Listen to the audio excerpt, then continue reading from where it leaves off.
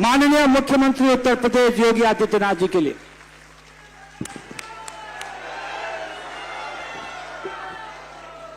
जय श्री राम।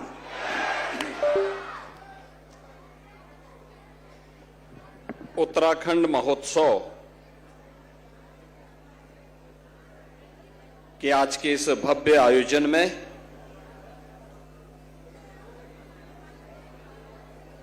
समारोह की गरिमा बढ़ाने के लिए उपस्थित भारत सरकार के पर्यटन एवं संस्कृति मंत्री माननीय श्री गजेंद्र सिंह शेखावत जी, लखनऊ की महापौर श्रीमती सुषमा खड़गवाल जी, विधायक लखनऊ पूर्वी श्री ओपी श्रीवास्तव जी, पूर्व सांसद और पूर्व मंत्री प्रोफेसर रीता बहुगुणा जोशी जी, अध्यक्ष उत्तराखंड महापरिषद श्री हरीश चंद्र पंत जी, संयोजक श्री दीवान सिंह अधिकारी जी, महासचिव श्री भरत सिंह बिष्ट जी, उत्तराखंड महापरिषद के सभी पदाधिकारीगण, आज के इस समारोह में उपस्थित उत्तराखंड से जुड़े हुए सभी बहनों और भाइयों, मैं सबसे पहले उत्तराखंड महोत्सव के लिए महापरिषद को हृदय से बधाई देता हूं। एक सफल आयोजन के लिए उनका अभिनंदन करते हुए आप सभी का भी मैं इस आयोजन में हृदय से अभिनंदन करता हूं, स्वागत करता हूं। मैं स्वागत करता हूं केंद्रीय मंत्री माननीय श्री गजेंद्र सिंह शेखावत जी का, जिनका सानिध्य और मार्गदर्शन आज उत्तराखंड महोत्सव को प्राप्त हुआ है। और उन्होंने अपने उद्बोधन में जो बातें कही कि प्रधानमंत्री मोदी जी के मार्गदर्शन और नेतृत्व में एक भारत श्रेष्ठ भारत के लिए कैसे हम सब मिलकर के कार्य कर रहे हैं, कि उत्तराखंड में जन्म लेने के बाद भी देश की सुरक्षा और देश के प्रत्येक क्षेत्र में योगदान देने के लिए उत्तराखंड का नागरिक जब कार्य करता है तो अपनी अटूट देशभक्ति के कारण वह अपने आप को वहां के स्थानीय संस्कृति के साथ समरस करने में कोई देर नहीं लगाता। आज का ये समारोह भी अवधी संस्कृति और उत्तराखंड की संस्कृति के बेहतर समन्वय का ही स्वरूप है उत्तराखंड महोत्सव, जिसमें अवध के श्री राम हैं तो उत्तराखंड के बद्री विशाल भी और उत्तराखंड के चारों धाम भी इसके साथ जोड़ करके इस महोत्सव की शोभा को एक नई ऊंचाई तक पहुंचाने में अपना योगदान देते हैं। बहनों और भाइयों, ये हम सबका सौभाग्य है कि आज का उत्तराखंड 9 नवंबर सन 2000 में सर्वे अटल जी के कारण बना, लेकिन उत्तर प्रदेश के विकास के लिए भी उसी प्रतिबद्धता के साथ स्थापना काल से ही अगर योगदान देने में नाम लिया जाता है तो उत्तर प्रदेश के पहले मुख्यमंत्री पंडित गोविंद बल्लभ पंत जी, जिन्होंने एक लंबे समय तक उत्तर प्रदेश के मुख्यमंत्री के रूप में, एक स्वतंत्रता संग्राम सेनानी के रूप में अपनी सेवाएं पहले देश की स्वाधीनता के लिए और स्वतंत्र भारत में उत्तर प्रदेश के मुख्यमंत्री के रूप में उत्तर प्रदेश के विकास के लिए जो कार्य योजना सुनिश्चित की, उसी की नींव पर भावी उत्तर प्रदेश का निर्माण करने में सफलता प्राप्त की गई। यह उत्तर प्रदेश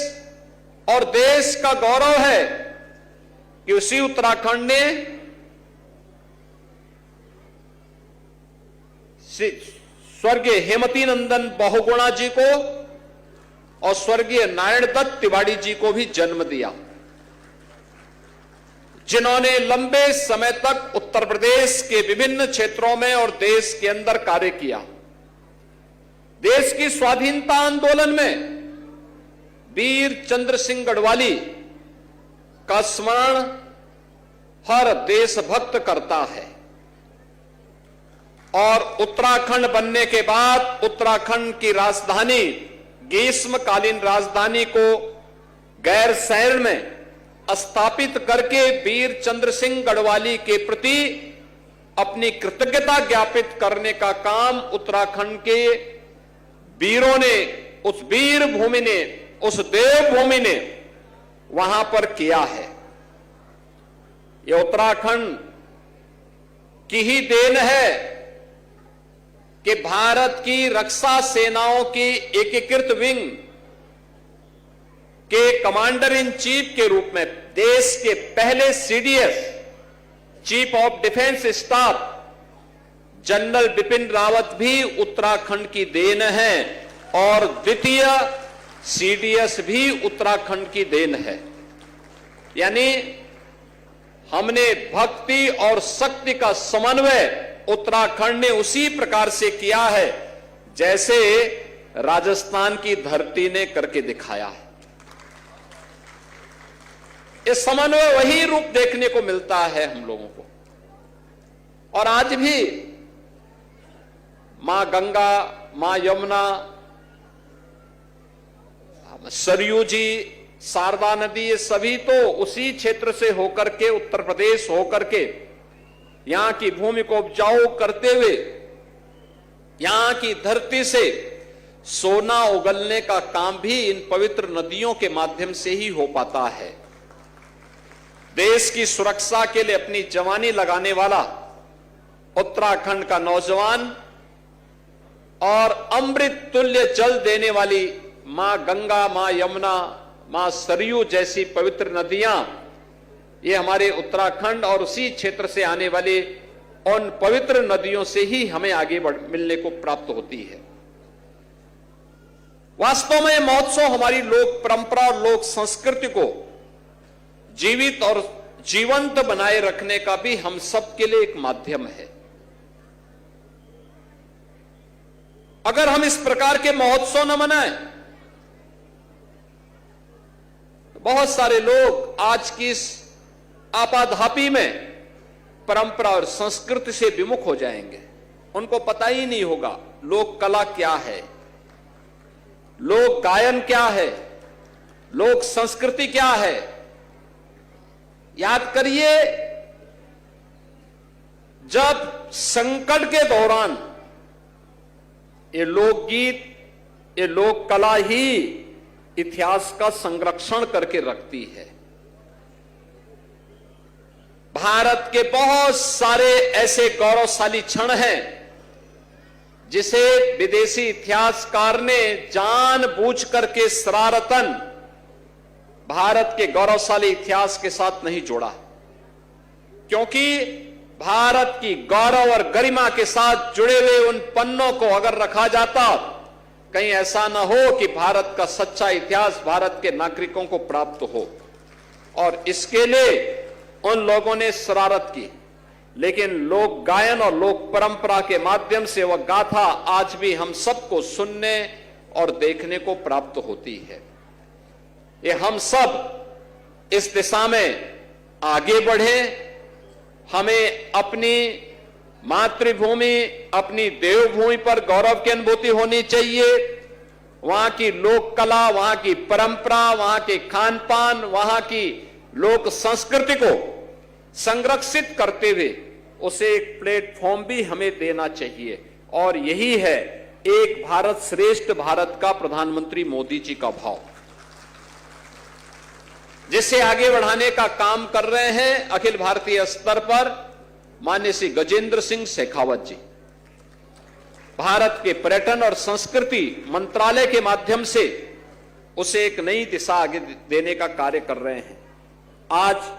ये मुझे प्रसन्नता का विषय है कि महापरिषद प्रतिवर्ष उत्तराखंड गौरव सम्मान से कुछ विभूतियों को सम्मानित करती है, और इस सम्मान के लिए जिन्होंने राष्ट्र के लिए, समाज के लिए, संस्कृति के लिए अपना योगदान दिया है, ऐसे महानुभावों को, जिनमें स्वदेशी उत्पाद और आजीविका के क्षेत्र में कार्य करने वाले डॉक्टर सुरेश चंद्र फुलारा जी को, शिक्षा के क्षेत्र में राष्ट्रपति पुरस्कार से अलंकृत डॉक्टर मंजू बाला जी को, विज्ञान के क्षेत्र में डॉक्टर चंद्रमोहन नोटियाल जी को, और रसायन विज्ञान और अनुसंधान के क्षेत्र में प्रोफेसर दीवान सिंह रावत जी को उत्तराखंड गौरव पुरस्कार से सम्मानित करने का निर्णय इस वर्ष लिया गया है। ये मेरे लिए अत्यंत प्रसन्नता का विषय है। जब इस प्रकार की संस्थाएं देश, समाज और संस्कृति के लिए समर्पण भाव से कार्य करने वाले, आज के समय में नवाचार को बढ़ाने वाले और शोध को तेजी के साथ आगे बढ़ाने वाली विभूतियों को सम्मानित करती है, तो संस्थाएं स्वयं भी सम्मानित होती है। नौजवानों के लिए एक नई प्रेरणा होती है। हमें अच्छे लोक कला, लोक संस्कृति और लोक परंपरा के लिए समर्पित उन कलाकारों को भी सम्मानित करना चाहिए जो नई तरीके से पुराने वाद्यों को पुनर्जीवित करते हुए उन्हें आगे बढ़ाने का काम कर रहे हैं, क्योंकि यह भी एक परंपरा है, उसे भी हमें जीवंत बनाना है। आज के इस अवसर पर मेरी इच्छा थी कि 9 नवंबर को ही मैं इस कार्यक्रम का हिस्सा बनूं, लेकिन आपको मालूम है बिहार में चुनाव में इतनी व्यस्तता थी, इतने कार्यक्रम लगे हुए थे, उस दिन चाहते हुए भी मैं इस कार्यक्रम का हिस्सा नहीं बन पाया। आज ये मेरा सौभाग्य है, मुझे मुख्यमंत्री कार्यालय के सलाहकार श्री अवनीश अवस्थी जी ने कहा कि उत्तराखंड परिषद के कार्यक्रम, मैं समझता था कि हो सकता है आप भूल गए होंगे उसके बाद, लेकिन जब उन्होंने मुझे बताया कि नहीं उसने चलना, मैंने कहा मैं जरूर जाऊंगा। तो मैंने ये अच्छा लगा मुझे कि आज गजेंद्र सिंह शेखावत जी भी इस कार्यक्रम में हैं और मुझे भी इस कार्यक्रम का हिस्सा बनने का अवसर प्राप्त हो रहा है। मैं एक बार फिर से आप सबको बधाई देता हूं, उत्तराखंड गौरव से सम्मानित इन सभी विभूतियों का अभिनंदन करता हूं, और उत्तराखंड महापरिषद के सभी पदाधिकारियों को इस बात के लिए आश्वस्त करता हूं वे निरंतरता अपने कार्यक्रमों के माध्यम से बनाए रखें, एकजुटता के साथ अपने कार्यक्रमों को आगे बढ़ाएंगे। उत्तराखंड की लोक परंपरा, लोक संस्कृति को समवेत रूप से एकजुट करके आगे बढ़ाते हैं तो इसका लाभ देश को प्राप्त होगा, और यही है एक भारत श्रेष्ठ भारत की अभिव्यक्ति जो मंचन के माध्यम से जनमानस के बीच में जाएगी। आप सबको मैं इस अवसर पर अपनी हृदय से बधाई देता हूं, अपनी शुभकामनाएं देता हूं। धन्यवाद। जय हिंद। एक बार जोरदार तालियां माननीय मुख्यमंत्री उत्तर प्रदेश जी के लिए। महाराज जी, आपका आशीर्वाद हमारी शक्ति है और आपकी गरिमामय उपस्थिति महोत्सव की दिव्यता, गरिमा और ऊर्जा प्रदान करती है। हम उत्तराखंड महापरिषद की ओर से आपका वंदन अभिनंदन करते हैं। मैं अनुरोध करूंगा माननीय मुख्यमंत्री उत्तर प्रदेश और श्री गजेंद्र सिंह शेखावत जी, माननीय पर्यटन एवं संस्कृति मंत्री, तथा उपस्थित अन्य अतिथियों का आभार व्यक्त करने के लिए, जो कि दीदी हमारे उत्तराखंड हाँ, 2 शब्द आभार के लिए, क्योंकि आप उत्तराखंड महापरिषद की संरक्षिका भी हैं और उत्तराखंड महापरिषद में जो दीदी का सहयोग है अतुलनीय है, वंदनीय है, प्रेरणादायी है। एक बार जोरदार तालियां दीदी के लिए।